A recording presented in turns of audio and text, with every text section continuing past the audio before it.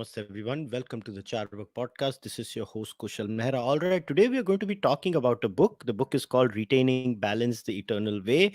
And I have with me the author of the book, Dr. M R Venkatesh. Now, MRV, and so this is my first question to you before we start discussing the book. You are a man of many avatars, MRV. So now you are author, advocate, chartered accountant. Abhi kya ho? I'm happy being a advocate. That's my profession. But genetically, I am an economist. I have economics is my passion. And accounting was because I was forced into it because कुछ तो करना था, तो कर लिया. Professional course तो एक करना था, तो कर लिया था. Of course, I could have ended up in IIT also, but somewhere my uncle was a chartered accountant. He said that there's a good future. So I said, ठीक है कर लेते हैं. That's all. So you're just like all those good Indian kids who just followed the advice and took the option that was told by the elders. Now, MRV. So, but which role have you found the most, let's say, intellectually satisfying? If I was to ask you that. Macroeconomics, no doubt about it. It's the mother of all sciences, humanities, call whatever. It's something that touches every Indian, every person in this planet, or probably every living being in this planet. And getting your macroeconomics right in terms of policy formulation is probably the biggest challenge that mankind has ever faced. It's a challenge in a positive sense, not in the negative sense. So I'd love to go to the grave if somebody writes it on the tombstone stating that here lies a great economist. Awesome. So now let's get into the book, MRV. I have this fixed question every time I discuss a book as a rule. So why did you decide to write this book? In fact, it is there in the preface.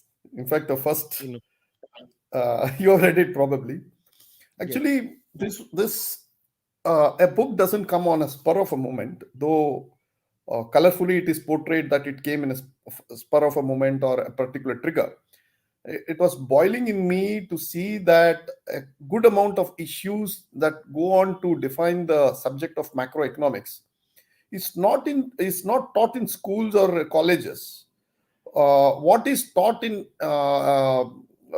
economics in college and school is basically theoretical framework, not the practical one. Probably your grandmother understands more of macroeconomics than say the theoretical macroeconomists from say the best of colleges. And this was burning in me. But one question I used to ask and ask repeatedly to myself was, how is it that the family, culture, civilization, restraints, fads, beliefs, all these influence economic decisions? For example, it would be true in most part of the country that if I were to visit you or you were to visit my house, however much you may be impoverished that day, you would come at least with some hand measure of flowers, yeah, mithai, a biscuit, some chocolate, something that would be brought to your house if I were to come in. Likewise, if you were to come in, you would come with some sweets, something in our hands. You go to a temple, we buy at least a hand measure of flowers, tulsi mala, kuch na kuch. So we don't understand the aggregate impact of all these small things on the economics. We don't even realize how much is our civilization impacting economics. The way we dress, the way we celebrate. For example, last month we celebrated, 15 days back, we celebrated Pongal here, right? The Pongal is a very big festival. You know, beginning December 15th into the run-up till January 15th, corresponding to the month previous to the month of Thai, a huge expenditure were incurred by people buying clothes, buying so many things, because Thai is supposed to be the auspicious month. Once Uttarayan starts, now all these things triggers economic. Have you ever heard any finance minister, any economist saying that these are the triggers of our economics? Diwali makes people spend, people buy. When you buy, that means it's my income. Please understand. It's your expenditure is my income. And that is why India is recession proof. Our growth rate may go to 3%, it may go to 8%. but we have not stagnated, and we must thank our civilization, our family, our culture. So I used to always wonder, where is it that the missing link is? So till I got one book of 10 great economists, and at the airport, I thought, let me look at what they have said about family and civilization and culture. And the book was dedicated to the family members of the author. But strangely, after which there is no mention of the word family in the entire book. So you see, the Western idea of family, Western idea of civilization and culture is not related to family in the true and technical sense of the word family and culture in the Indian context. But we adopt the economics of the West and try to do artificial surgery on ourselves and try to see that we are genetically modified goras, which we are not. We run, our economy runs in its own way. It has its own strength, it has its own weaknesses, but you cannot implant the theories of the West into us. So the book is all about civilizational economics, understanding it and understanding the impact of civilization, and how Western idea of market driven or state driven, both are not working in the Indian context, and we need to figure out what could be the alternative context. So this is the book that I have thought that this was not there in the public discourse. I thought, let me push it and let me see where it goes from here. All right. So in your book, you have focused on, like, you begin with the premise that human beings are central to economics, right? That's where you start the book with. But the three main arguments that you have presented in the book, and if you can correct me if I'm wrong, the first one is monogamy. You place a lot of time on explaining monogamy and how monogamy has built, and why, if I was to use a technical term, it's an evolutionarily stable strategy. It leads to better results over a period of time, right? If I'm just summarizing what you're trying to say. Yeah. The second was the relationship between the family as a unit, and how the family as a unit is central to a stable economic system. That was point number two that I got, which is an follow up of monogamy. And the third was how the balance between, if I was to say, responsible duties and rights.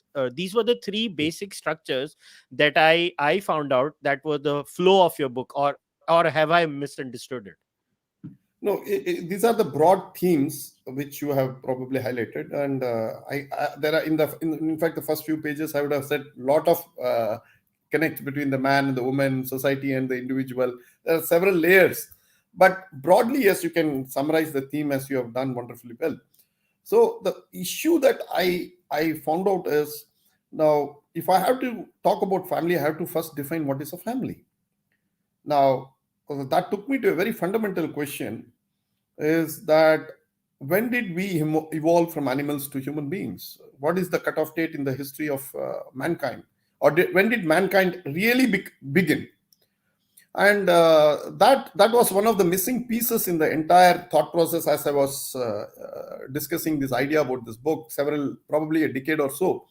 Then I realized that the most important thing is when you develop the idea of family, and family means only monogamous family, because by and large, most of the animals are having an alpha male, and they take multiple females, and the animal life goes on. But somewhere down the line, our forefathers decided that this is not working well, and they said, let us move to a far bigger game plan, because biologically one boy is delivered for every girl, and or something around 105 boys for 100 girls. In the marriage market, you can't have one boy taking 4 girls, 5 girls, 6 girls. Then what will happen to the balance 3, 4, 5 boys? They will be left without a lady for marriage. That skews the entire marriage market. And in my theory, they are the fertile product for jihadi terrorism. They are the fodder for terrorist activity, criminal activity, and I have supported it with a wide range of literature available in the higher criminology studies, beginning from something in Canada to various other groups that I have quoted in my book to say that, listen, all of these guys are turning violent primarily because they are not tethered to the idea of family. So principally, I would say that a man for a woman for a man, in the sense, in let me break into Tamil for this, and I would crave the indulgence of your audience. ஒருவனுக்கு ஒருத்தி, in the sense, a man for a woman typifies a Tamil culture. If you say what is so great about Tamil culture, define Tamil culture in one line, just one line. We say ஒருவனுக்கு ஒருத்தி, which is the title of this same book in Tamil. So ஒருவனுக்கு ஒருத்தி is what we pride about, and I'm sure it would be the pride in Kannada, it would be a pride in Maharashtra, Bengal, Punjab, wherever you go. Indian culture, we say, is a uniform one. What is that uniform culture? That culture predominantly talks about a man for a lady. And if you want to go further religious, you say Maryada Purushottam Ram is the civilizational god who exemplified this idea of a man for a woman, and that's how the whole civilizational god comes into being. So the point here is that a man for a woman reduced sexual competition within our forefathers, and that unleashed a lot of free time. And those free time allowed our forefathers to indulge in science, in technology, in art. Otherwise, they would be predating on harem, where an alpha male dominated a few females and tried to knock off the male, and for a basic biological need. So this ensured that the sexual temperature in the society was brought down. Any sexual temperature, you talk about environmental temperatures, they become hot. Sexual temperatures in a society is very important, and that I thought was very important in bringing down this arrangement of monogamy, oruvanukku oruthi, or a man for a woman, ensured we were not competing on something which we need not compete, and used our focus energies on far more important things. That is where I believe we evolved. Somewhere down the line, we began evolving as human beings, is when this was legitimized, accepted by the society. So when do you think is the period when monogamy was legitimized in our society? I'm not talking about the global society, because I find interesting instances, like in the case of Bhagwan Sri Ram. Obviously, he was in a monogamous relationship, but his father was not. King Dashrath was not. It is quite obvious in the Ramayana. The same is in the Mahabharata, which are the two great itihasas of In India. fact, You it is do find, polygyny. yeah. It's So exactly the opposite. so yeah, so how do you reconcile those realities also in that sense? See, typical of Hindu society, we laid the benchmark and left it to each individuals to follow. And that is why you never find Dashrath as your role model. Dashrath was a great king. Dashrath was phenomenal. But Rama was Ram Rajya, and Rama Maryada Purushottam Ram is your civilizational god. It is not that you try to say that just because he was not in a monogamous relationship, Dashratha is not worshipped. No, Dashratha is respected. But who is worshipped? You worship Lord Rama because he brings in a sort of a value system that has sustained over several thousand years. That is why Maryada Purushottam Ram. And that is why we have left it to each individual. Ours is not an Abrahamic faith. We say strict do's and don'ts. We are absolutely liberal. Even now, you are allowed on this. Of course, the Hindu law may not permit you, but of course, you can convert and practice polygamy. But my view is very simple, that this is the strength and weakness of the Hindu society, that you have held a benchmark and left it as a matter between you and your conscience to practice. So in that sense, like in your book, you say monogamous marriage taught us the importance of civilizational restraints. It is these restraints that make society stable and economies functional.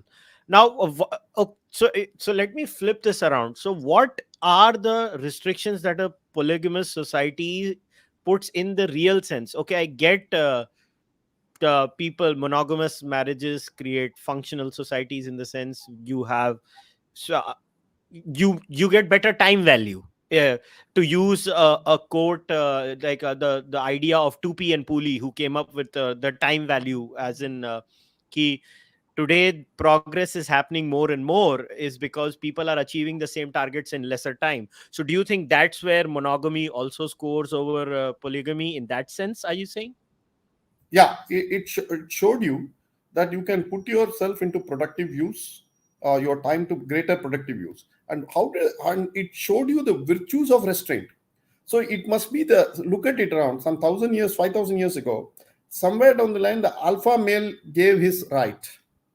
Alpha male gave up his right and said, "Look, I will not pursue polygamy, and I will be restrained, and I will see to that I will adhere to this code of conduct." Now, he could have violated it, but he did not. But what happened as a consequence is several of his people started respecting him for putting a code and adhering to that code. And this gave what I call, quote unquote, the virtues of self restraint. The virtues of self restraint is the most powerful weapon that the mankind inadvertently realized. These are, I don't know whether what followed what.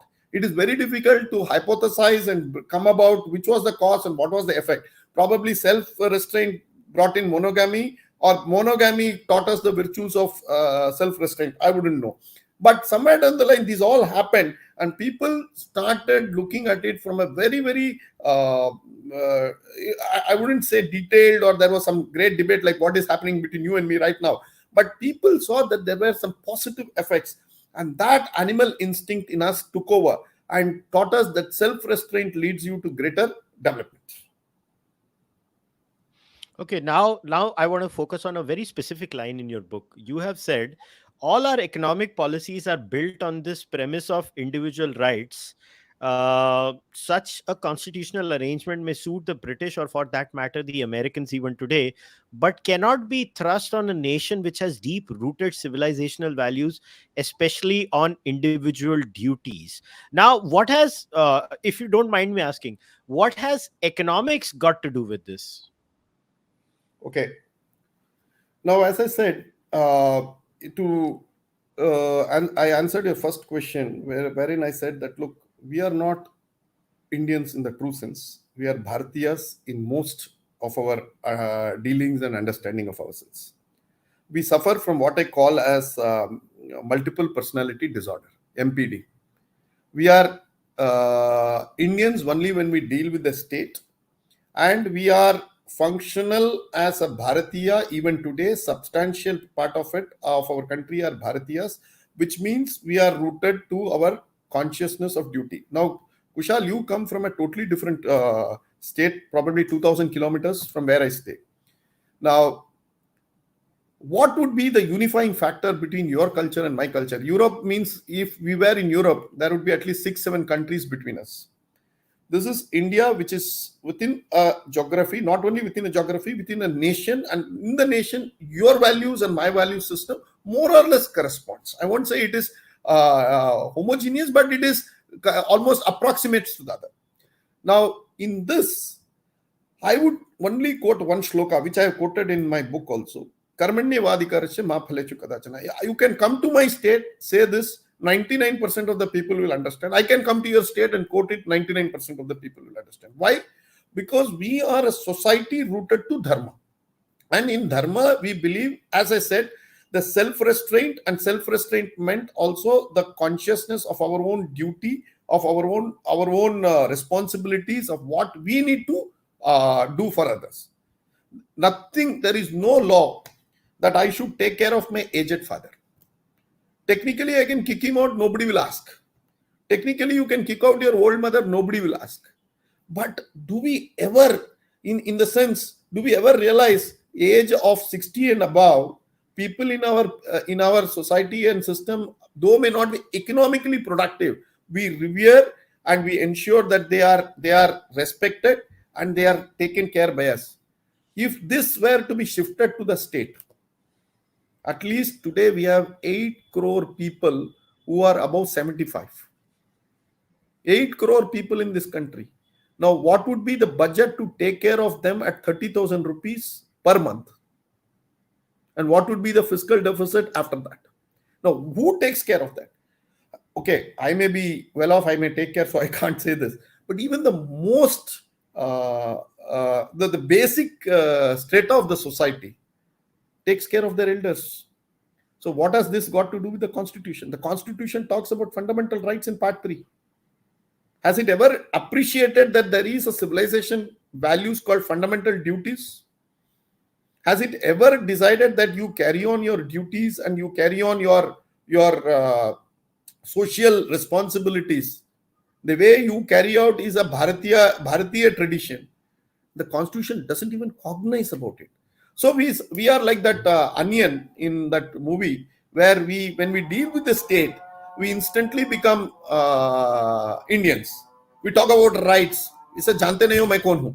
But when we deal with our parents, when our friends, when our relatives, when our brothers, sisters, sons, children, we all become what I call as Bharatiyas. We shoulder the responsibility without even realizing that we are doing an economic activity. Every time we take care of them, we are doing an economic activity. We feed them, we take them, we clothe them, we educate them. All this is not done by the state. That would be the contrasting principle is what the socialist, communist idea that Plato and others have taught us or thought about, which has failed world over. So if I was to, again, I want to be very precise in me explaining what you're trying to say here, is that where do you think has this phenomenon of, if I was to say, this increasing size of the state when it comes to all these ideas come from? Why did they happen? Like in your book, you explain communism in one chapter, and then you explain the problem with market driven policies too. So maybe we can base it here then. But because like if I was to give you an example, right, let's say a country like Italy.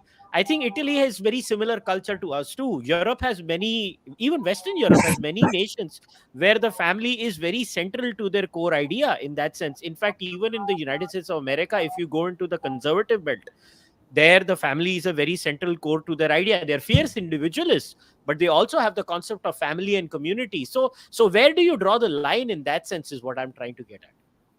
Okay, there is no precise mathematical formula. You can't say a plus b the whole square is equal to some blah blah blah blah blah. You have to actually come about feeling the stones and crossing the river.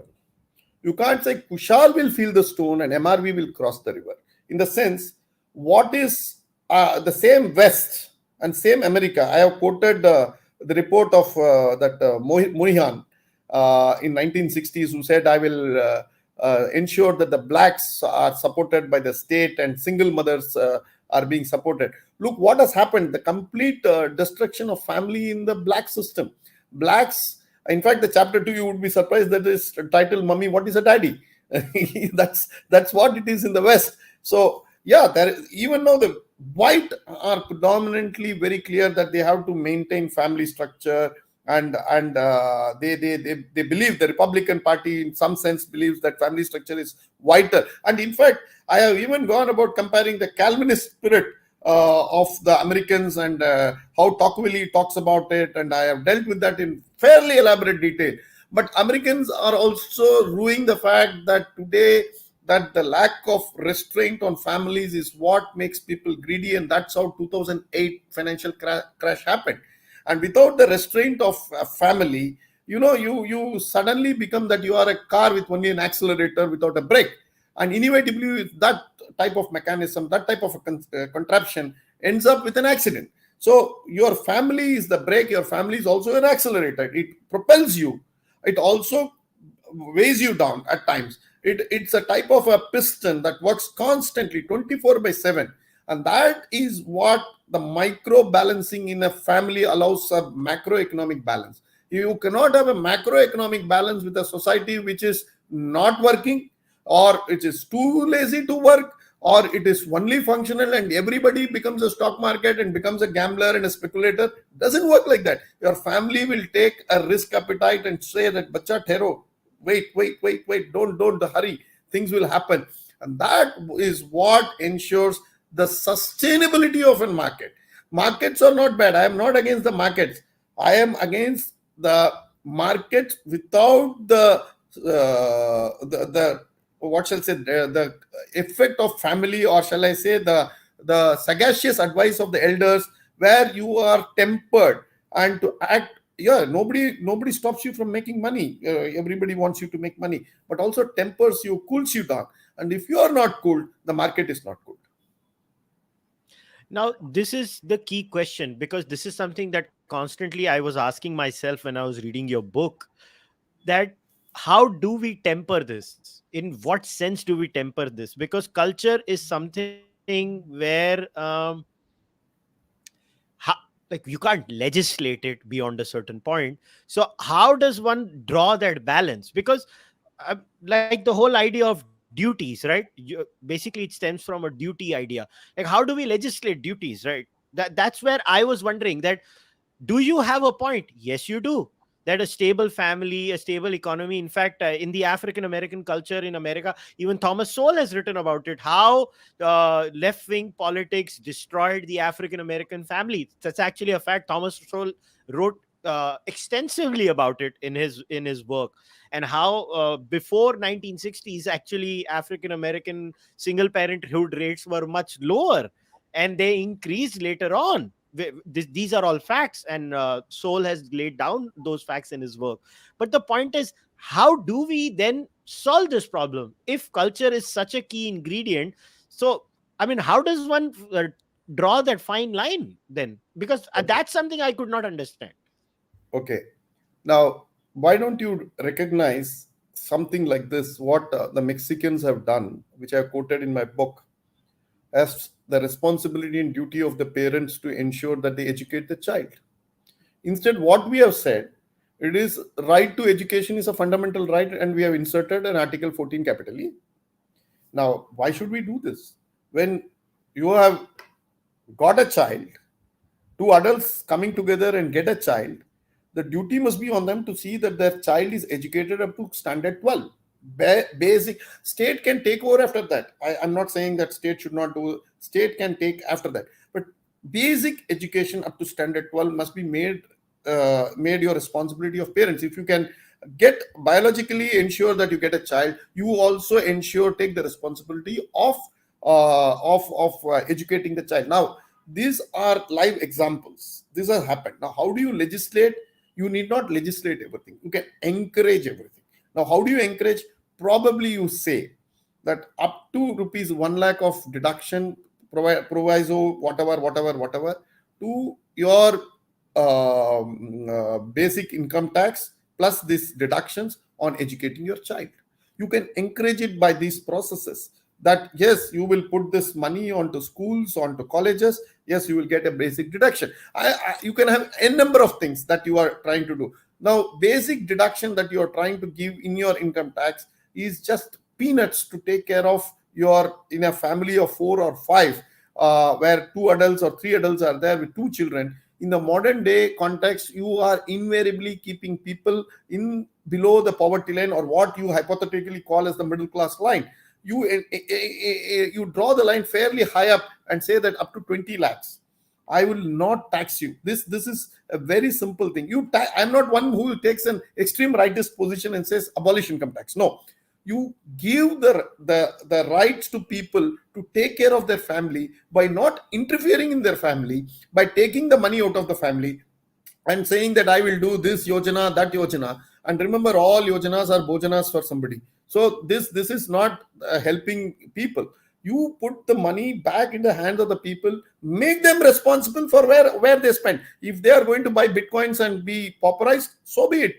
You are nobody to say. If they buy liquor and get ruined, so be it. But don't say that I have got all the magic wand. I will take the money from you, spend from Kunal's pocket, take the money from Kunal's pocket and spend on MRV's needs. Who are you to do that? I'm saying that have it at 20 lakhs, some big threshold, so that individuals are free. So this will give a big fillip to the Indians' idea of duties. This will work in India. This is something that will be germane to India. This will work in India. Please understand. Let me tell you, Kushal, something very interesting. There is a section called 80 capital G. This year it underwent a minor political amendment. I will call this a political amendment rather than a fiscal amendment. Okay. Now, I don't want to get into that. But this 10% of your total income is exempt provided you give charities, are subject to certain conditions, blah, blah, blah, blah. Now, supposing you donate 100% of your income, it is still capped at 10%. Why is it that it is capped at 10%? Because the 1961 Act says it is follows the 1917 Act or something. Then why does that Act says that it should be 10%? Because the British say so. Why does the British Act say so? Because under the Christian law, 10% of donation has to be given of your total income to be a true Christian. No, you can trace your entire responsibility to being limited to 10% because that satisfies the Christian law. You are not satisfied. In fact, there are several people who want to donate much, much more on these type of things. And many of us do, but we do after paying taxes also. So what I'm saying is that you still have all these checks and balances. You can give some incentive. You can tweak these laws. You can still make it India-centric rather than British-centric or American-centric or French-centric. All right. So if I was to understand the incentivization of, even if we have, say, welfare programs, which is basically an incentivization in some sense or the other, or encouraging people, let's say, so, for example, Japan has this long-standing movement where they encourage their citizenry to have babies, and they support, the state supports you when you tend to have babies in multiple ways. For example, it is based on a certain conception of how a society should be. So what, if I'm understanding you right, what you're saying is that when you legislate, it should be based on your own cultural sensibilities, not the sensibilities of the United States of America. Have I gotten it right? Not only United States. In fact, the entire, my next book, which is coming out, which I am penning right now, which is Discovery of Bharat, is on the challenge that the entire constitution was under the influence of the Western Christian thoughts and beliefs. It has nothing to do with India, Indian civilization, Hindu civilization, Indic ideas, policies, programs. It is completely deracinated, dry as a dust Christendom subject.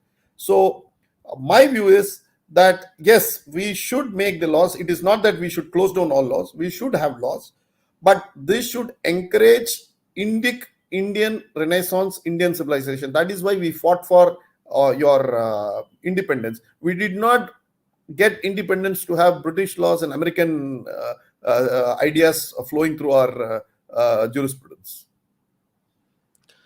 Acha, but I want to ask, so how is your idea? Look, when I was listening to you, it sounds a lot like, let's say, something. I'm not saying a hardcore anarcho-capitalist, but even a lapsed libertarian or a person who is slightly libertarian would also say, at the end of the day, people should be left alone. The government should not be involved in many activities. So how is the libertarian concept then different from this? The libertarian concept finally interferes in your bedroom. Now, I will say this. You say on one hand, you have a right to privacy, which is your fundamental right. Right? The same day, in the same breath, the High Court of Delhi, I think, is debating whether there is a marital rape is a rape or not. Now, how do you reconcile these two? And where do you draw the line of being a libertarian or not being a libertarian? Now, the question is that you should have an underlying philosophy. The man and the woman knows best for their family. The man and the woman would do what it takes for rearing up their child. You assist them with tax incentives. You give them tax breaks. You be like an emergency lamp, sit back and watch them growing up. You step in only when the family breaks. But today you step in to break the family. Your laws are created at every stage that you would try to interfere in every single person's every endeavor in life. I would like to say the constitution must be remade, assuming that it must be a minimalistic state. It must not be an omnipotent, omnipresent, omniscient state. And this idea that we are to have a very large interfering state comes from Thomas Hobbes and others, who say in Leviathan that, look, here is a bunch of brutes, bunch of people who would not be in any position to mind their own business, and we need an external force, and that external force is the state. In fact, the entire Christendom, you take Karl Marx, you take Richard Dawkins, you take Adam Smith, sorry, then you take anybody, Thomas Hobbes, anybody, they always talk about an external agent. And they talk about an external agent because man is born sinner according to Christian beliefs. And only you may be born, you may be the Pope, but unless you are redeemed by Christ, Kushal, you cannot be having the salvation. In fact, it is exactly the opposite here. It is only through the realization of self you elevate yourself.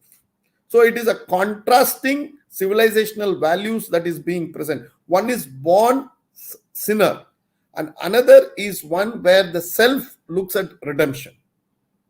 And this is the clash of ideas which has permeated in the entire branch of humanities, all over. So we have made our constitution, which is basically one that dwells on this idea of Christendom, that you are bad, you require an omnipotent, omniscient state, and that state will deliver. So it will do whatever it takes. It will enter your bedroom. It will be there for the Guardians Act. It will be there for divorces. It will be for marriages. It will even come and talk about constitutional morality as to how a ritual should be conducted in a particular temple, whether a woman should enter, woman should not enter. Had hoti hai. There must be a limit to where the state is. And you call this a libertarian constitution. And you are entered in every damn sphere of my life. And in the process, I don't think the Indian one is libertarian. I agree with you. No, world over, they may see, world over, you should never compare, because we are 1/6 of humanity and we have our own sensibilities. But having said this, I am saying that we have modeled ourselves significantly on the West, and the ideas of the constitution are borrowed significantly from the West. And that West is not a West as a civilization, it is Christendom in action. Now, again, it all comes down to, I want to read this excerpt from your book where you say, more importantly, responsibility is the bedrock of discipline, be it at the individual, the national, or the international level. When a society is built purely on individual rights, as the American society has been, it encourages indiscipline. Oddly, this is called progressive economics by the left and their partners in perfidy, the liberals. Of course, individual rights have a place in a society, but cannot be paramount, nor can it be absolute. We need to set the precise balance between individual rights and duties. Now, this is where MRV, a person like me, would start getting alarm bells. Like, what duties? Like, what if I don't agree on those duties? Will the state force me to do those duties? No, would you agree? No, 1 minute. Was your consent taken on fundamental rights? Did you agree on all the fundamental rights? I mean, it depends on... No. You have to be very... It's a binary question. Yes or no? Well, life, liberty, and happiness. Yes, these are the three fundamental yes things. Or no, Kushal, you cannot add caveats. Yes or no? Do you agree with all the fundamental rights in the Constitution? Yes or no? No, not all. Thank you very much. I don't also agree. But there is a larger consensus that is being built. Please understand, there is no effort to build a consensus on duties. Like I said, why don't we say every individual who gets married after 18 years must educate the child? Should there not be a consensus on this? Well, yeah, depends on how you define educating their children. No, you can have... Now you are adding caveats. Now you say that, okay, up to 6th standard, you may say 8th standard, somebody may say 12th standard. That's a matter of, aligning your policy. But don't you think you have got a child, and is it not your responsibility to bring up and educate him or her? Basic question. Definitely. Yeah, that's the point. Again, educating, when we talk about educating, Kushal, you can nuance this. We should. Yeah. Right. But where is the debate even on this? Now we have started a debate that whether it is 6th standard or 8th standard, my job is done. My job is done the moment... Sorry, please go ahead. No, no. So what I was saying is, I actually agree with you on the duties bit. The only place where I get jittery is when the state tells me to do it. Any functioning society, like, to say, like, I don't see individualism bleeding indiscipline. I mean, we've all traveled. I've lived in the West. I don't see that society as an indisciplined society. To be very honest, I on personally economics. don't see. Okay, on On economics, economics, I get it. see, your our understanding of the West predominantly is from the idea of the whites and the successful whites. Have you ever taken into account what is it to be a black in America? I have written about it in great detail in chapter 2, and Yep. I have taken a dipstick survey, in the sense I cannot be writing about this book is not about blacks in America. The Hmm. discipline, once it is lost, it has tended, I think they have spent $22 trillion in the last 60 years in ensuring black uh, shall I say, some welfare schemes for the blacks. $22 trillion. And what has happened? Black families are broken, and they are becoming a huge burden on the West. Now, what does it happen? In the sense, I have even quoted one school in Massachusetts where high school children were going to the neighborhood primary health center to test for whether they were pregnant or not. High school, age 14, 15. Now, the director, I think, called up the principal and said, look, there is a huge amount of girls coming in, which is more than normal. Please see what is happening. And believe me, in that school, there was a condom vending machine. Okay. 10th standard, 9th standard students having a condom machine, going more to the neighborhood health center for pregnancy tests. Alarm bells were rung, parents were called in, an investigation found out that there was a pregnancy pact among girl students to see who gets pregnant first. Now, Kushal, answer this question. The best of metros में ये क्या हो सकता है India में? शायद हो रहा होगा, शायद हो रहा होगा, but you cannot have this as a benchmark. It may be an exception. It may be something that you would not thump up your chest and say, my girl has got pregnant today. Congratulations. I don't know who the father of that boy is. Nobody will say this. Okay. Why? Because we believe that our value systems are more calibrated and judged by our neighbors rather than by ourselves, because we value the society more than ourselves.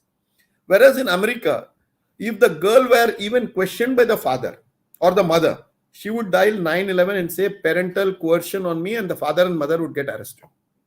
Now, see how effectively a state has interfered in the family functioning, and it is destroying the family. This is one example I laid out in my book. I dealt with this subject very heavily. And this was my article in Rediff probably in 2008 or 9, as soon as this came to public knowledge. Now, why I'm saying this is that the state has definitely a role. State is not something that you don't have to do, but there is also a duty function, which probably, as I said, doesn't lend itself into mathematical formulations, or probably does not satisfy the keen thinker that you are. But you will see that there is also a vacuum in several gray areas, which is to be mapped, discussed. Probably I don't have an answer. That is why, in fact, several times people ask me why the cover of the book is fuzzy.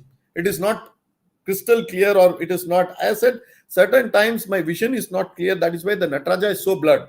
that you don't have a precise answer. Let me confess on that we don't have an answer for this. But doesn't mean that the question is wrong.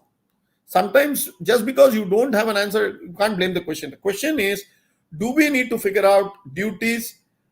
Should we legislate or should we encourage? The answer is probably yes for the first part. And second part, encourage. Yes, definitely we should. How we should do it? Yes, it may require several brainstorming sessions, rewriting the constitution, reworking on several legislations, come back and give a fillip. But to say that we don't want to do it because it's a difficult task is something that I'm not able to agree. Now, two more things I want to talk to you about before I let go of you. I'm conscious of the time, but there was a bit about UBI, Universal Basic Income, that you talk about. Can you speak on that? I found that very interesting in the book. Now, that was a subject that was quoted by, I think, in 2017 economic survey. Arvind Subramaniam quotes this and says that we should bring in a global negative tax, in the sense every Indian will be credited with 5,000 rupees or 6,000 rupees, some money. That was found impractical. That is how they brought this Kisan scheme of paying 6,000 rupees per Kisan every year, 2,000 rupees 3 times over per year. Now, the same article quotes Mahatma Gandhi, same economic survey chapter, rather not the article, the chapter in economic survey, quotes Mahatma Gandhi, and Mahatma Gandhi himself says that, look, I don't wish that people should be given free of anything. And today, you know what, Kushal, thanks to this COVID, we were able to watch several courts functioning. And courts have suddenly thought that this is a welfare state, which is contradistinct from a state which should do welfare for the people. And welfare state means kajana khol ke rakhna hai, anybody can come and take whatever. And if they don't take, it is the duty of the state to take the money and give it to the person. And in one session, one of the judges said that even if a man who is supinely indifferent to himself and just sleeps entire day and counts the stars during the night, it is incumbent on the state to feed him 3 times over a day. Now, Kushal, this is frightening, because constitutionally, if you see that the arguments are perfect, because the man has no duties to himself. Forget about to his children or to his wife or to his parents. We are talking about esoteric subjects. To himself, the constitution says there is no duty. It is the duty of the state to feed him 3 times over. Now think, who will feed him? Actually, it is Kushal's taxes and MRV's taxes that go about to feed him. And a country which will go on feed these type of people will not be a country which will be the type of Vishwaguru that we are conjuring or imagining. Rather, we will be a state that will be only feeding the vast amount of population, which will be encouraged. And I am sorry to say this, state governments after state government, central government after central government, vie with each other to see to that they feed these type of people. And in fact, Kushal, you will know that I have quoted the Aesop's and the story about the ant and the grasshopper, which I have tweaked. And I said the ant works all over the summer, and it's feeding itself during winter, whereas the grasshopper is found grasping for breath during winter because it doesn't have food. So you will have some channels going and saying that, look, a grasshopper is doing, shivering, ant is eating. Nation wants to know why. And immediately there will be huge and cry in the parliament. And nobody cared when the grasshopper was dancing during summer. And then there will be a cess on GST or on income tax, and say that grasshopper bachao program yojana declared at 8 p.m. And you will have, and who will be the bearer of this whole nonsense? It is the ant. And I quoted it and said, successive generations of ants finding it too difficult that they will quit this country and in search of a pasture where they are not taxed for the sins of others. You tax me for myself, I have no problem. In fact, there was one of those gentlemen who said that Norway, Sweden, and other Norwegian countries, the Scandinavian countries, having a higher amount of taxes and survive because they return back the taxes. In India, once upon a time, they said you pay taxes for good roads, good education, good airports, good ports. That is how I was brought up. But अभी सबके लिए बोलते हैं कि privatise कर दिया, toll दो, road बनाएंगे, पानी के लिए तुम ये दो, रोड तो एयरपोर्ट तो उसको दे दिया, तो पोर्ट तो इसको प्राइवेटाइज कर दिया. Then what the hell are you doing with my taxes? Taxes are for what? And taxes are the price that we are paid for civilization. This is what it has been written in IRS in America. And no civilization has ever progressed by taxing its people. We must be very conscious as to what should be the right size of taxes. Yeah. I have to read this line actually. I love this line in your book. You basically say, in the end, there is nothing compassionate about welfare. It is robbing ant to pay grasshopper. This cradle to grave welfare program guaranteed by the government has pushed the fiscal position of several nations into the precipice. Democracy adds fat to the fire as it becomes a continuous race to the bottom as political parties compete with the other to provide more doles to the other. How can any nation survive when a good number of its citizens are hooked onto various government doles and freebies? How can a nation have civilizational aspirations when citizens no longer have the incentive to restrain the growth of government? I think these were beautiful lines. I thoroughly enjoyed reading them and I had highlighted them. Now I want to end. So the last 10 minutes I want to spend on, I think, where there is, I in fact, I myself have felt this, that I remember talking to my elder brother once, and I was like, we are also materialistic in India. Like, for goodness sakes, I'm Cārvāka. We are also hedonistic in India. But I think the greatest contribution, and you do mention this in your book very succinctly, in a large section in the latter half of your book, chapter 5, 6 ke baad se, where you talk about the dharma, artha, kama matrix. I am calling it a matrix, that because moksha is not related to current economics. So, and you have correctly removed moksha from it. You've only spoken about dharma, artha, and kama, where you say, हाँ पैसा कमाना चाहिए, हाँ ये भी करना चाहिए, हाँ pleasures भी enjoy करने चाहिए, मगर it basically is eternally connected to what your book is called, right? Retaining balance. And I think this is where our economic model in that sense could be different from, let's say, the communist model or the classical liberal model of what is we known today. So now let us talk about this. So what are you exactly trying to say over here? Kushal, I was very polite for the first 50 minutes. Now let me say something very brutally, what I believe is the truth. We have been celebrating poverty for the last 100 years because of Gandhian influence. We somehow or the other believed that our way to prosperity was to indulge in lavish poverty. Okay. And that is because of Gandhi. And Gandhi taught us that there is a virtue in being poor. And look at this problem. The two most important influential thinkers of modern India, independence and post-independence, Gandhi and Nehru. Gandhi believed in profit but not in technology. Nehru believed in technology but not in profits. Now, this is a huge paradox that confused our average Indian. So he neither believed in technology nor in profits. And this, so it was the easiest thing that has happened for a civilization that venerated Lakshmi for, civilizationally, we venerated Lakshmi. And we always had Lakshmi and Saraswati. Lakshmi was the practical framework and Saraswati was a theoretical framework. And one was never above the other. Both were very important. The theory was as important as the practice. Practice was as important as the theory. Now, somewhere down the line, we have conflated all these things, and we have found virtues in poverty because that I don't want to do my duty. I have got a right. I will thump my chest. I will see Raj Kapoor's movies where he exudes confidence on statism and the tramp quality that he used to always bring it about, and we celebrated these things. But simultaneously, you see the villains in the 60s and 70s, they were all rich people, and where they were smugglers, and their daughter was the only girl who never knew her father was a smuggler, and she would be romancing with the hero. Now, times did bring about that you said that you cannot be rich in this country.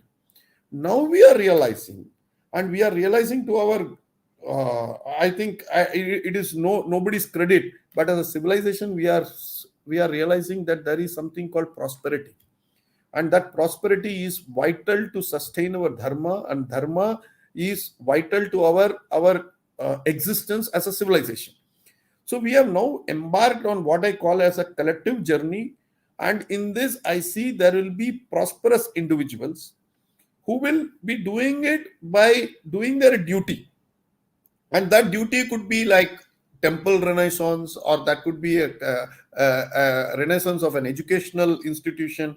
All these are already happening, but this is going to increase multifold in this country because we have reached a threshold wherein each individual now believes that his artha is now stable, his personal artha is now stable, and that we have crossed, because we have crossed around $3 trillion of size in the economy.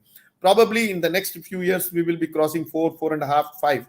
At that, this is the time where I see that individuals will believe that our system of maintaining family, joint family, is so important to us, that would make us so productive and economically competitive to the rest of the world, that the world will start looking at our economic model. Believe me, this is going to happen. But unfortunately, we don't have a theoretical framework, we don't have scholars, we don't have people, we don't have universities, societies talking about this. We don't have Indian economic model. Kya hai?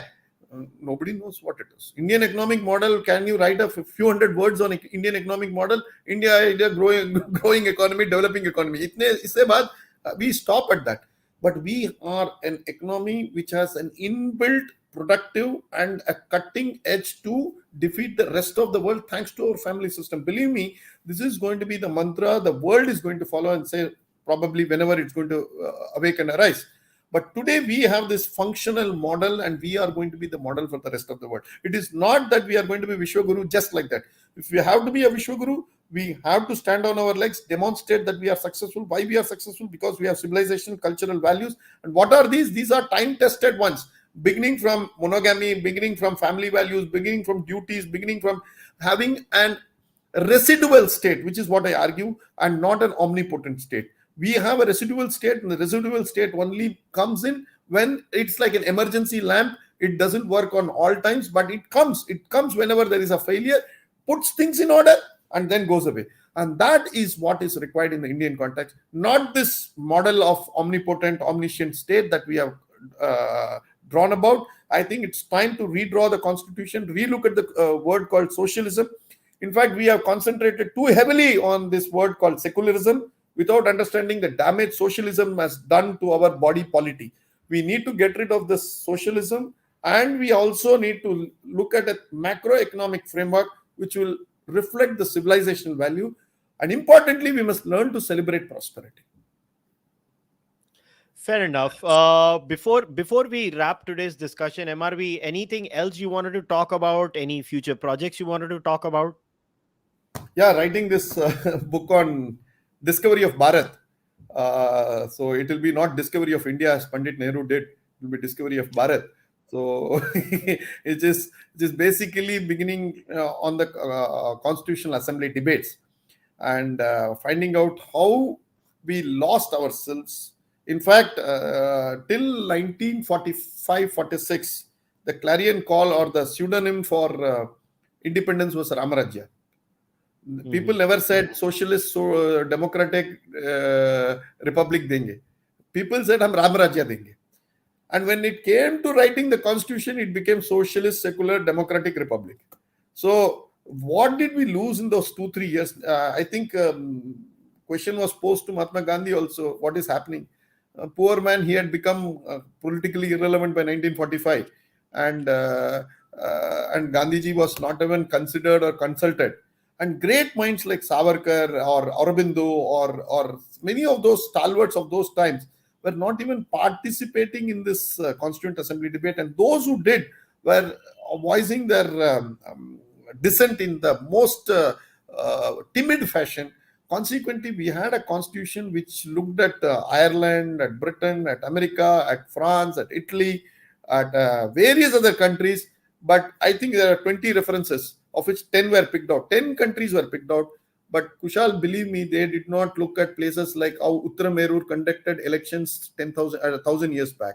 They did not consult Shanti Parva of Mahabharata, chapter 11 or 12 of Mahabharata, which deals with Shanti Parva, where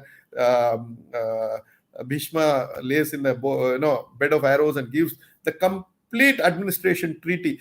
I would have been happy, Kushal, if they looked into it and said this is all bunkum. But they didn't even consider it. Is the biggest consternation that I have. So this book will probably be one which will be touching on all these aspects and deal with it.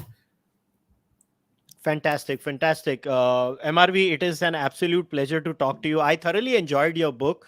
I think it makes you question a lot of underlying assumptions. I may not agree with all the premises, but I definitely thoroughly enjoyed reading it. And In kudos fact, to I would Sharda ji who want told. every Kushal, I want everybody to disagree with me. That will fortify some of my thoughts. In the sense, dissent is the beginning of democracy. Yeah, I agree, and I really enjoyed reading it. Like I finished it very fast. I started reading it. In fact, then I called Harsh also. When Harsh ko bhi bola MRV ki book पढ़ बहुत अच्छी book है, and Harsh is, I think he bought it. He's starting to read it too. Because whenever I like something, the Harsh is the first person I call. Harsh, ये book पढ़ if he's not read it. So I Thank you. thoroughly enjoyed it, and thank you very much. But before we end today's podcast, guys, what I liked in MRV's book is I think it is at least 5 or 6 times, if my memory serves me correctly, he asks questions, sometimes a whole page of questions. Like, for example, over here, he says, who is to determine what is culture and its larger set civilization? More specifically, what are the crucial differentials between those who claim to be cultured and civil and those who are alleged to be not? Who is to arbitrate this divide? Are culture and civilization at best an idea based on certain religious or habitual preferences of a particular group? Is it homogeneous or heterogeneous? Are plural thoughts and ideas possible within the broad prism of culture and civilization? What I loved about this book is MRV is right, which is why he kept the cover page hazy. He has many questions in this book. The aim of the book was not to just give you blatant answers from a man who says, oh, yeah, I figured it all. No, he has not. And he's humble enough to admit it, which is why he asks so Yes. many questions in the book. I would highly recommend all of you to read this book. When you go into the description of this video podcast, or if you're listening to the audio version, I have left a link. So, follow MRV on Twitter. His Twitter handle is also mentioned there. And also go and buy this book. I think this will make you think. You may be a free marketer, a typical classical liberal free market guy, but I think it will make you question a few assumptions you have. You don't have to agree with him, but I think it's a beautifully written book. It is coming from a place of honesty, and I thoroughly enjoyed reading it, and I hope you guys read it. As far as I'm concerned, please subscribe to my podcast, whether on the audio platforms or on video, which is YouTube.